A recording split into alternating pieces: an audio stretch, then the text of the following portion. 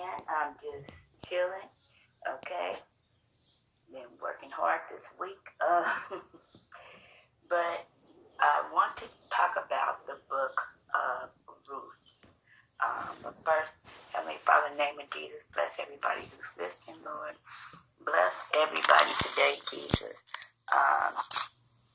And if someone is not saved, Lord, let them know that you are the one that can save them. You are the one can bless them. In the name of Jesus, amen.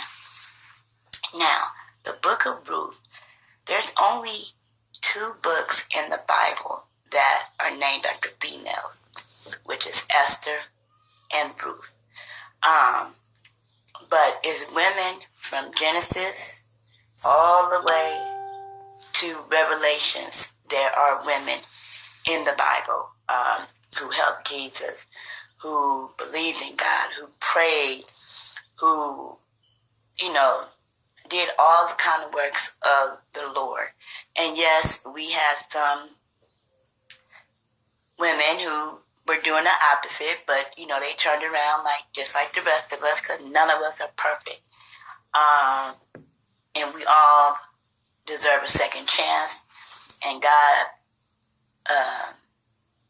Jesus, I tell you, we have to forgive people 70 times 70. Nobody's not going to run your day almost 500 times, 490 to be exact. So if we have to forgive people 490 times, imagine how many times God just keep forgiving us as long as we believe in Him and keep repenting. But people don't like to forgive. But we want forgiveness. So we have to all work on that. Now, the book of Ruth from the King James, I'm not going to just read the whole chapters, but you can do that at your time. But I'm just going to give you a summary, okay? Now, it came to pass in the days when the judges ruled that there was a famine in the land. And a certain man of Bethlehem, Judah, went to sojourn in the country of Moab, he and his wife and his 2 sons. Okay? And if I'm pronouncing this wrong, please excuse me, okay? And the name of the man was Elimelech, and the name of his wife was Naomi, and the name of his 2 sons was Mahlon and Shilon, okay? Now, these 2 men, they married Ruth and Ophrah, okay? Now,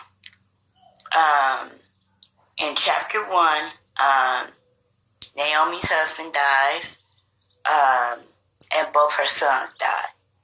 Now, so she's just like, I don't have anything. I'm just going to go back to my country. I left my country with everything. I left with a husband. I had children. I had money. I had a house. Now I don't have my husband. I don't have no children. I don't have no money. I have nothing. But you see, sometimes, Lord, help me, Holy Ghost, sometimes God has to take us from the top to the bottom to realize that God is still God, that God is in the blessing business. Whether you're on the street or whether you're in a palace, that God is still God. And money cannot, let me repeat that, money cannot buy your way to heaven. Now, there's people who giving 10,000, 50,000, whatever, every week and think that's going to get them to heaven. No. The person that put their penny, I know you guys know the story, the lady, that's all she had, she was blessed because she gave from the heart. You don't just give because you want everybody to know that you have this type of money and that type of money. No. God wants you to give from the heart, not because you're trying to show out. You understand? Now, Naomi said, I want you young ladies to go and marry and have kids and be prosperous. Okay? But Ruth refused to go. But Oprah, she left. Okay? And Ruth said, I am not leaving you. Okay? Like, she loved her mother-in-law. And her mother-in-law loved her. Her mother-in-law loved her so much that she told her, I'm old. I can't have no more sons. And like, you would have to wait like 15, 20 years if I could have a son before you can get married. Ruth said that doesn't matter. Ruth told her this in Ruth chapter 1, verse 16. And Ruth said, entreat me not to leave thee, or to return from the following after thee. For whither thou goest, I will go, and where thou lodge, I will lodge. Thy people shall be my people, and my God shall be your God, shall be my God. Where thou diest, will I die, and there will I be buried. The Lord do so to me, and more also, if I but death part thee and me. When she saw that, she was steadfastly minded to go with her, and then left speaking unto her. How many people do you know that when you are down at your lowest, like you just eating a pack of noodles, okay, from eating lobster and steak to a pack of noodles, who would eat that pack of noodles with you? How many people you know that when your car breaks down, they would catch a bus with you? How many people you know will call you when you have nothing? See, those are the people that you need to surround yourself with. Everybody can be with you when you up. Hey, life of the party, yay. We got a big old feast. We got the big old everything. We got all the drinks you want, all the water you want. We have the banners. We have everything. But what happens when you have nothing? Let me give you a prime example. You know me. My kids sometimes say I'm sorry, the ghetto. Well, if you want to call me the ghetto preacher, then call me the ghetto preacher, because I want to keep it real. I don't want to keep doing the that, and you don't understand where I'm coming from. Now, recently, my Social Security was cut because they said since I had my gastric bypass surgery and lost 100-something pounds, that I'm no longer disabled. Okay, the devil is a lie. I still have heart problems. I still have back problems. I have arthritis. My hands cramp up. You guys who know me know what I'm talking about. But how many people still are chilling with me? See, I surround myself with people who I know love me. Okay? It's a couple of people that, I don't really talk to anymore. But like my good friends, shout out to my places in Deja, shout out to my places, Felicia. Love you so much. My newfound friend, Renee, who just happened to come in our church one day, always sends me stuff uplifted. And, it's more you. I don't want to start naming names because I don't want to forget somebody. And I have childhood friends who still check on me. Charlene and Laverne, no matter what they going through, God bless you, Laverne. You lost your brother, and you lost your mom. I know what it's like to lose a sibling and a mother, so God bless you. And Charlene, I know your mom been sick for a while. God bless you. But all those who are still praying for me and with me, and when I can't pray, will check on me. Okay, my sister Crystal. Then I said one little names because I end up forgetting people. And my children. You know what I'm saying? I have my ups and downs with my children. But if I call them and say, well, Mommy only got a pack of noodles to eat, they'll be here. But I only do that when it's really necessary because they have their own life, they have their own family, they have their own problems. And a pack of noodles is better than nothing at all. Can the church say amen? Whoever did that, you have that in some water and you're on the ball.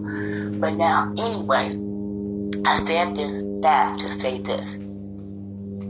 If somebody can't be with you at your lowest of the lowest of the lowest point, why are you with them in your life? Okay? Like, my brother Kevin, even though he can't hear me, you guys know he's in prison.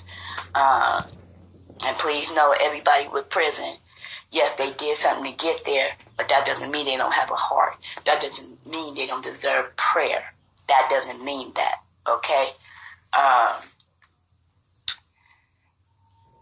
Shout out to my soon-to-be daughter-in-law. Well, he likes my son, but sister-in-law Becky, who encouraged me every single day when I feel down, every single day. So you have to surround yourself with people, and all those who, now this I can't start naming names, but all you guys who gave whatever you can give, if it was $5, if it was $100, whatever you gave to help bury my sister, I appreciate it, okay?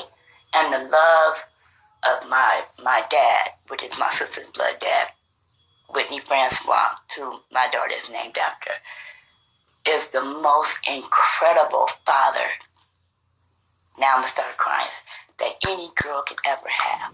He has never criticized me. Never. Even in my wrong, he'll talk to me. My pops, Bobby Reed, he's not on here, but you guys give my pops a message.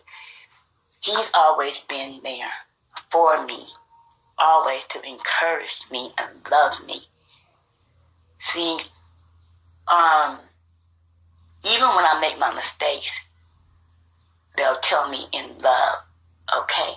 So we need to surround ourselves with people who will love you. And that's what Ruth did for Naomi. Naomi was at her lowest of the lowest of the lowest. And Ruth told her, I'm going to be with you, okay? Because my God is your God, okay? Do you guys serve the same God? Because, see, the God I serve in heaven, he loves us no matter what. He loves us. Yes, when we do something wrong, do we get punished? Yes, just like as parents, as grandparents, as aunts, as uncles, you have to, punish someone so they know to do something better the next time. But do we all deserve some love? Yes. Now, this is my own opinion, okay? Child molesters, I got a hard time with that one, okay? But what we can do is pray that they don't do that no more and turn their life around. And so my thing is, surround yourself. Hi, nephew, I love you. I miss you. What we have to do is surround ourselves with positive people. Not somebody who just trying to get your money or get with you because you're famous or do this and do that. Okay? Like, since you popped on here, Dexter, your mommy, Gina, my sister, I can call her whenever I'm hurting.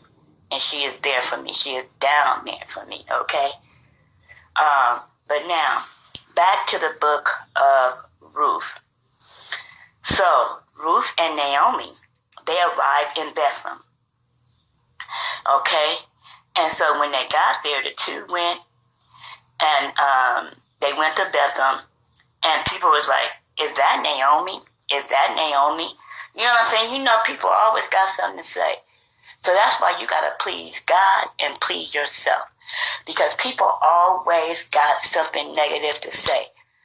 You could be going to church 7 days a week, reading your Bible, minding your business. People be like, oh, she thinks she's so holy. Then, if you don't go to church What is wrong with her? She don't even go to church. She must be out here doing this and doing that. You can't please people. Don't try to please people. Please God. Do what God has you to do. Okay? And yes, you may not be able to get in the church house every Sunday or whatever, but like my mom used to say, the building cannot, let me repeat that, the building cannot save you. Yeah, it's good to fellowship. It's good to get with people who love God, who love Jesus. Fellowship together, praise together, cry together, laugh together. That is wonderful. But you know what's going to get you into heaven? Your personal relationship with God. Your personal relationship. See, if you haven't given your life to Christ, then you don't have a chance in hell. Do you hear me? To get to heaven. So it's good to fellowship. I'm not saying don't go to church before somebody try to quote me wrong. I did not say, Nita did not say don't go to church. I said them four walls cannot save you.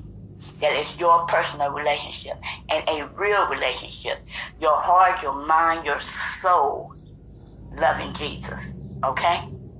So when you quote me, please quote me correctly. If not, somebody, that's why I love a paper trail or now a video trail. Now, when they got there, people was talking about it because when she left, you know what I'm saying? She was almost like, I could see she was almost like royalty. You feel me? She got the husband, she got the kids, she got the daughter-in-law. You know what I'm saying? She got the horses. You know what I'm saying? I'm just imagining. She having all this beautiful clothes and stuff, and she come back looking like she homeless. Because she was. But if they were your true friend, they would try to get you a dress or try to comb your hair or try to give you a meal instead of saying, ooh, is that her? Ooh, she look old. She look toe up. What happened to her? You know what I'm saying? That's how people do. And let the church say amen. It's more church people. That is why a lot of people are not in church today.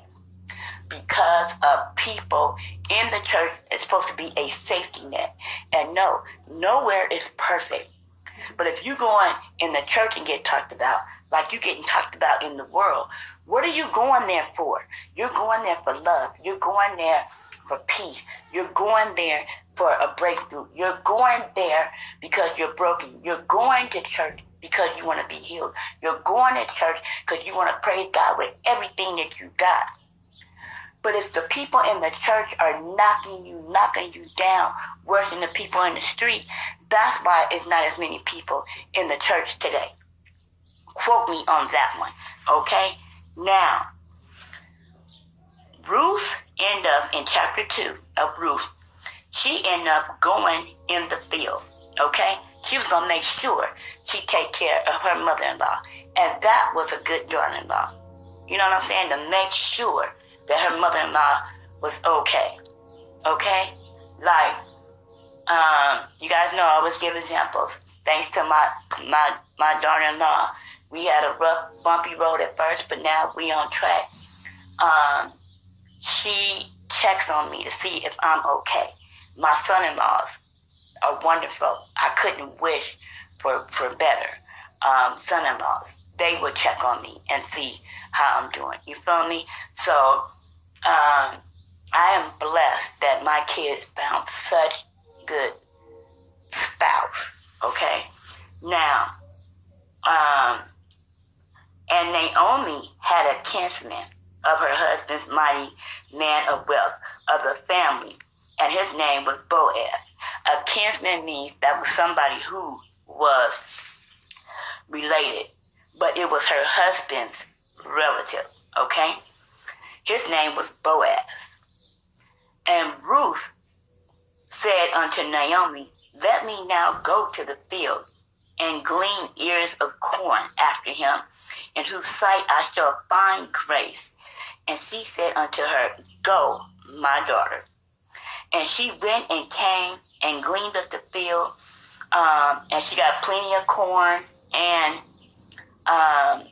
Boaz noticed her. Okay, because Boaz owned all this, you know, for the ladies. Boaz was fine, you know, Boris Cujo, Morris Chestnut fine, okay, Barack Obama fine, and and he had money. You know, the lot of money. Okay. Now, Boaz asks us about Ruth. In verse 4, chapter 2, and behold, Boaz came from Bethlehem and said unto the reapers, the Lord be with you. And they answered him, the Lord bless thee. Then said Boaz unto his servant that was set over the reapers, whose damsel is that? So for you guys, let me put it like this to you. He said, who is that fine girl over there? I know she knew, okay? She ain't like the rest, all right? She ain't trying to be all up on me. She just doing her work, taking care of her mother-in-law. But she looked good, and she a hard worker. Who is she? You know how you guys do it, guys. You be like, you see a fine girl, you at a party, or you at the park, and you ask your boy, man, who's that? Who's that? So that's what he did, okay? Excuse me. And the servant that was set over the reapers answered and said, it is the damsel that came back with Naomi out of the country of Moab. And she said, I pray you, let me glean and gather after the reapers among the sheaves. So she came and continued to tarry until the morning. She wanted to clean. She wanted to work for her. She didn't try to sleep with him, okay? She didn't do none of that. She just like, okay, you give me a chance. I'm a hard worker. I just want to take care of me and my mother-in-law, and that's it. Another story. You guys know I got plenty of stories. God's been blessed me 54 years, so I have a gang of stories. And I always like to put my real life with it so you guys can understand. I was 15, and shout out Hungry House Barbecue. They out of business now. But shout out to the car lines, telling the boys are my friends, well, the men. Their father had Hungry House Barbecue on 74th and Western. You guys who know me from way back know I used to work there, right? So when I was 15, I went in there. It is funny, on Martin Luther King's birthday, I'll never forget, and I said, I would like a job. I had a friend from school who worked there, and I was trying to find a job because my mom was real sick, my grandmother was doing living work, and, you know, it was a struggle. So if I could help my family, that's what I tried to do, okay? And so I went, my friend told me about it, and I went, and he said, well, you really have to be 16. I wasn't going to turn 16 till 2 months from there. So, the mature person that I was, I said, please, sir, let me work today. If you don't like my work, then you don't have to pay me. But if you like my work, then hire me. And I worked there for 4 years until it was the day before I was due with my twins.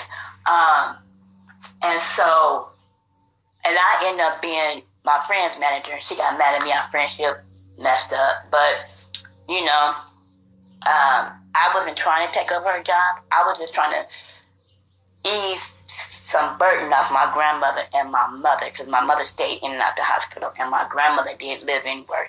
And I had a little brother and a little sister, you know, and I figured at least I could take care of myself, and then I don't have to worry about the little ones, right? So I worked there 4.5 years, became manager, hired, fired, everything. We ended up being on the news as one of the top 10 best barbecue places in LA. Woo, woo, woo, woo, woo. With Irma Deals back in the day. Some of you guys who went to Birmingham, high school, you know, remember seeing me on the news. They would tell me that was so cool because the opening they had me on there. That was nice. You feel me? I had my little 15 minutes of bang. But, yeah, so when you're persistent and you really want a job and you really want to work hard.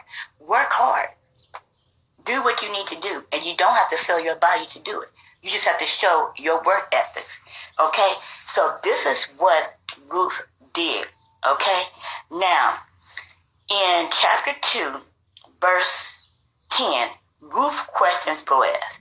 She fell on her face, and she bowed herself to the ground and said unto him, why have I found grace in thy eyes, that thou shalt take knowledge of me, seeing I am a stranger? In verse 11, Boaz answered and said unto her, it hath fully been showed me all that has done unto thy mother-in-law since the death of thy husband and the hour that hath left thy father. And thy mother and the land and the ark come unto the people which thou knowest not herefore. Okay. And he said, the Lord will reward your work. In chapter 12. The Lord of God Israel, I'm sorry, not chapter 12, verse 12, excuse me. The Lord God of Israel, under those wings thou art come to trust. Then she said, let me find favor in your sight, my Lord, for thou hast comforted me, for thou hast spoken friendly unto the handmaid. Be not like unto one of thy handmaids. So this is what she said. Like, you really saw me? You really watched me? So see, whatever we do, somebody is watching us. Whether we do good, whether we do wrong, whether they think we did good, or whether we think we did wrong. There's always somebody watching you when you think they're not. She didn't think Boaz was paying attention to her. She was just going out there, like I said, trying to take care of her and her mother-in-law. Okay? But he found favor with her because he saw what she did. Because, like I said, the other daughter-in-law, she left. She left, went on by her life like, deuces. Okay, I love you, but I got to go. I'm still young. I can have babies, get married, and whatever. But Ruth was like, no, I'm not going to leave you. You done lost your husband. You done lost both your sons. You done lost your house. You done lost your cow, your chickens. You done lost everything. So, and you helped take care of me. So now it's my turn to take care of you. You feel me? Like, when my grandmother and, got older, she was like, put me in a home a few days before she died. I'm not going to do that. She felt bad that I had to change her diapers. And then I made her laugh. Like the last week of her death, I said, didn't you change my diapers? She said, yeah. I said, well, why I can't change your diapers? And she laughed. And like my mom, even though, we had our issue, I would do a drive-by. What she needed, I would give to her. I do regret not seeing her that last Thanksgiving. But I sent a plate through my kids because we was having issues. But after that Thanksgiving, I left messages. I loved her and stuff, But we all have some kind of regrets when somebody passed. Like with my sister, I was like, dang, did I talk to her enough? Did I, we always wondered, did we do something enough? But we did what we did, and that's all you can do. But back to this, okay? Now, in Ruth, chapter 2, verse 14, and Boaz said unto her, a mealtime come thee, and eat of the bread, and dip thy morsel in the vinegar. Now that don't seem too tasty, dipping something in vinegar, but I guess, because, we put vinegar in your salad, it tastes good, so I guess. Okay. And she said, beside the reapers, and he reached for the corn, and she did not eat, okay, and left. Now, when she was rising up to glean, doing her work, Boaz commanded his young man, saying, let her glean even among the sheaves, and reproach her not. So what that means is, Heavenly Father, Holy Ghost, be with me, that whatever she want to pick, whatever she want to get to eat, let her. Don't stop her. Don't stop her at all. Let her do what she wants to do. And let fall also some of the handfuls of purpose for her and leave them. Okay, so he's saying, deliberately drop some corn, drop some food there, so she'll see it, so she'll have it, so she'll pick it up. He was providing for her. You understand? He was providing for this virtuous woman before he even told her he loved her. He provided her. Okay? Now, a man can provide physical, mental, financial, or all three. Okay? But whatever you need at that point. Okay? Now, and she took it up and she went into the city. And her mother-in-law saw all that she had. Okay? Um, and in verse 19, and her mother-in-law said unto her, where hast thou gleaned to today? Like, where you been? Okay? And what did you do to get all this stuff, girl? Did you steal? She said, what wrong is thou? Like, girl, I know you didn't steal this food. You're going to be in so much trouble. Okay? And she said, blessed be he that did not knowledge of thee. And she showed her mother-in-law with whom she had got this from. And she said, the man's name is Boaz. I didn't steal nothing. I didn't do nothing illegal. I didn't prostitute. I didn't do that. He just gave it to me. You know what I'm saying? So Naomi gives thanks. And Naomi said unto her daughter-in-law, blessed be of the Lord, who hath not left off his kindness to the living and to the dead.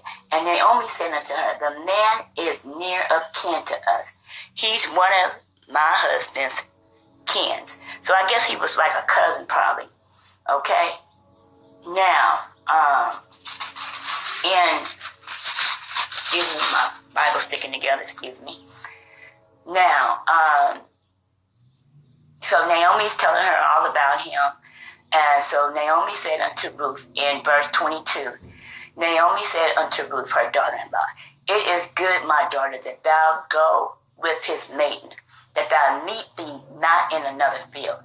So she kept fast by the maidens of Boaz until the end of the barley season and of the wheat harvest. Okay? Now, in chapter 3, Naomi gives instructions to Ruth. Naomi said in chapter 3, my daughter, shall I not seek rest for thee, that it may be well with thee? And now is not Boaz of the kindred, whose maidens thou wast? Okay? Wash thyself, therefore, anoint thee, and put thy raiment upon thee, and get thee down on the floor, but make not thyself known unto him, and he shall have done eating and drinking. So, Naomi like, look here, girl.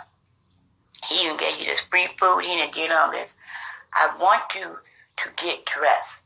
I want you to put on the best dress you got. Comb your hair. Put on the best perfume, girl. Go to him, but you sleep on the floor. Now, first of all, she shouldn't have told her to lay on the floor. She could have told her to meet him in the field or something. That part right there, that was a temptation right there. But sometimes the devil will throw temptations and we have to turn away from it. So she told her to lay on the floor. Do not let him know you. To know you in the Bible means to have sex with you. She said, let him eat, drink, and you sleep on the floor. Okay? Now that really didn't make too much sense because, but whatever, that's what they did in them days. Okay? And she told her, wash yourself up good, you know what I'm saying? Go on down to the river. Go on, get it popping. Now, and she went down onto the floor and did what her mother-in-law said. And when Boaz had eaten and drunk, his heart was merry. He went to lie down at the end of the heap of corn. And she came softly and uncovered his feet and laid her down. So he laid at his feet. Okay?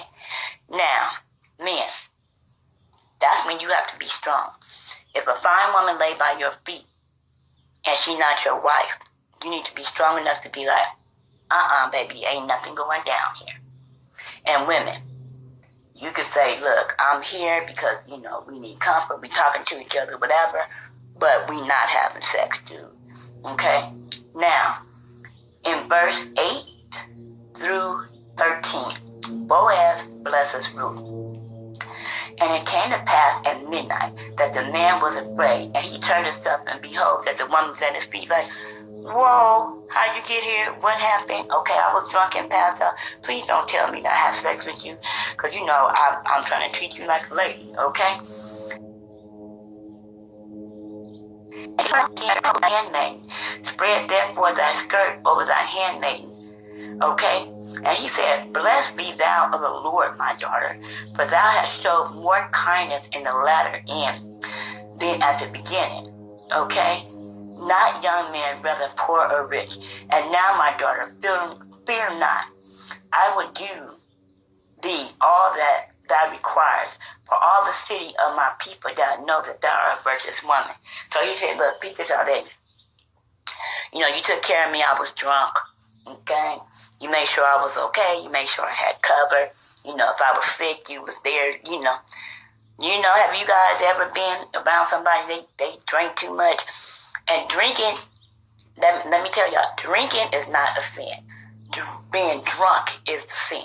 1 or 2 glasses of wine is not a sin. A shot or 2 of vodka is not a sin. The whole bottle is a sin, okay? And you have to repent for that. So he got drunk. He helped him. Have you ever been around somebody that got so sick and they was throwing up and you was helping them? Okay, but I got a weak stomach. It's hard for me. But, and he said, look, I'm going to sneak you out of here. I don't want nobody to think that you're a prostitute, okay, that you came here for money or that you a whore, okay. I'm paraphrasing this because he said, I'm going to sneak you out of here. Because if people saw it, people would be like, oh, she's sleeping with Boaz. That's why he gave her all that corn. That's why he gave her all that wheat. But she wasn't sleeping with him, okay. And he said, now it is true that I am that kinsman, okay. He said, tarry this night, and it shall be in the morning that you shall part from me, okay? Now, Ruth returned to Naomi. Now, watch how Naomi tried to pimp her out, okay? For 2.5 seconds, Naomi wasn't really thinking, because you told this girl that was your kinsman. You told this girl to get dressed, lay by his feet, okay? Like to thank him. I guess that's what you thank him. You said, do not let him know. So do not have sex with him. And then she turns around and says this. And Ruth laid at his feet until the morning. Okay? And he said, let it not be known that a woman came unto my floor. Okay, so he was protecting her reputation. And he could have took advantage of her. You know what I'm saying? He could have had sex with her. He could have raped her. Praise God, he wasn't a rapist. He could have told her, well, I gave you all that stuff. You have to have sex with me. He didn't do that. He gave what he gave her from his heart because he loved her. Okay? Also, he said, bring the veil that thou hast upon and hold it. And when she held it, he measured 6 measures of barley and laid it on her, and she went into the city. So he gave her more food to go home with. And when she came to her mother-in-law, she said, who art thou? My daughter? And she told her all that the man had done for her and to her. And she said, there are 6 measures of barley gave here. Now they could sell that, and make some money, okay? Go not empty unto thy mother-in-law. Then said she, still my daughter-in-law, thou know how the matter will fall. For the man will not be in rest until he have finished the thing this day. Now, redeeming their inheritance in chapter 4. Then went Boaz up to the gate, and he sat down, okay?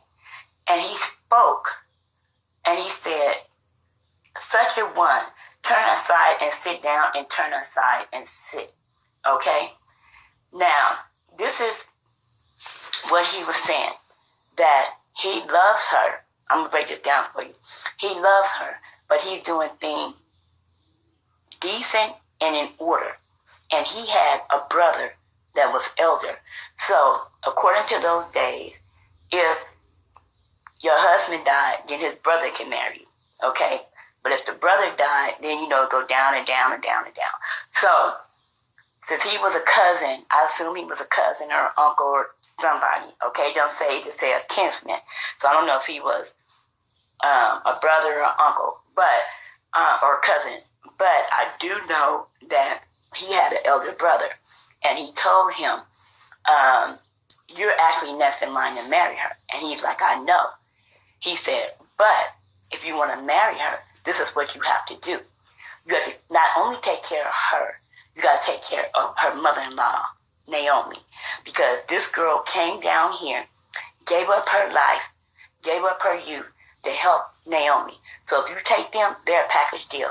Women, if you have kids, let a man know you're a package deal. Men, if you're a single father, let a woman know you're a package deal. You feel me? If you take care of your mom who is sick and nobody they can't understand that, tell them you are a package deal. My kids sometimes, they'll say, Mommy, why you tell people you have 6 kids and we all grown? Because I do. I have 6 kids and 9 3/4 grandbabies. Okay?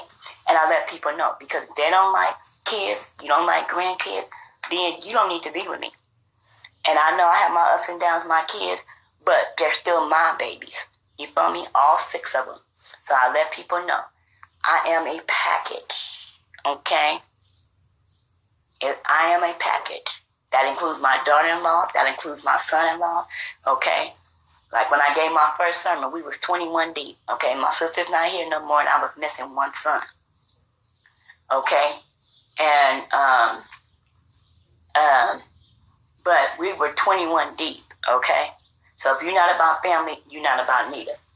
Now, okay? And the kinsman, okay? He told him, I can't do that. What I want with an old woman, I'm just imagining he saying this. What I want with that old woman, Naomi? I just want that little fine, little pretty thing named Ruth. Okay? That's all I want. I don't want that other baggage. I don't want that baggage. Nope, I'm not doing it. So, Boaz told him, then you can't have her because she's a package deal. So women, make sure. Don't go around here dating a man for 6 months and he don't know you got 2 children. Don't go around here, men, dating this fine woman for a year and you tell her, oops, I got a 12-year-old. Don't do that. Don't do that at all. Okay? Now, I told you I was going to tell you, excuse me, I'm sorry.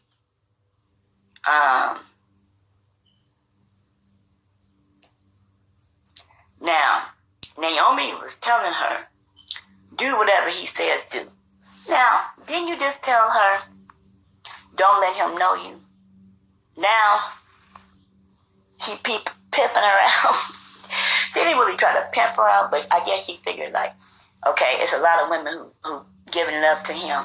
And so if he asks you, go ahead so you can keep doing what you got to do. But you don't got to give up your goodies for somebody to love you. If they love you, they love you. My mom once told me, it's better for a man to leave you and you didn't give him anything than for him to leave you and you didn't have sex with him. Okay?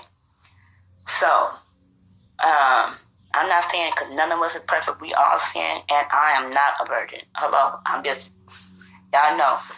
Y'all can call me the minister who keep it real, okay? And if you guys don't like the way I keep it real, I love you, God bless you, but you can unfriend me, okay? Because I'm going to use my life story to prove a point when I'm preaching so you can relate, so you can understand where I'm coming from. Okay, if somebody don't appreciate you, then you don't need to be around them. You don't have to sleep with Tom, Dick, and Harry, and you don't have to sleep with Sally, Sue, and Jane to prove your love. Okay? Now, if that's what you choose to do, that's what you choose to do. But hopefully you wait till you get married, okay? But you don't have to do that for somebody to love you. If they love you, they're supposed to love you. With all the fat and all. You understand what I'm saying to you? If somebody tell you got to lose 50 pounds unless they don't want to be with you, that ain't love. If somebody tell you you got to get your breasts lifted for them to love you, that ain't love. If somebody tell you, oh, you got to pump 200 pounds of whatever it is of iron and before they love you, then they don't love you. If they try to change you completely, then they don't love you. Now, if you're eating some of the wrong food, you eat a whole bunch of greasy food, and they try to give you some baked food, to try to help your health, that's different. But if somebody try to change you completely, then they didn't want you. Tell them to be with whoever they're trying to change you into. Amen? Now, Boaz redeemed the land and Ruth. In chapter 4, and there's only 4 chapters in here, in chapter 4, verse 9, Boaz said unto the elders and unto all the people, ye are witnesses this day that I have brought all the land, okay? And Ruth and Naomi. Moreover, Ruth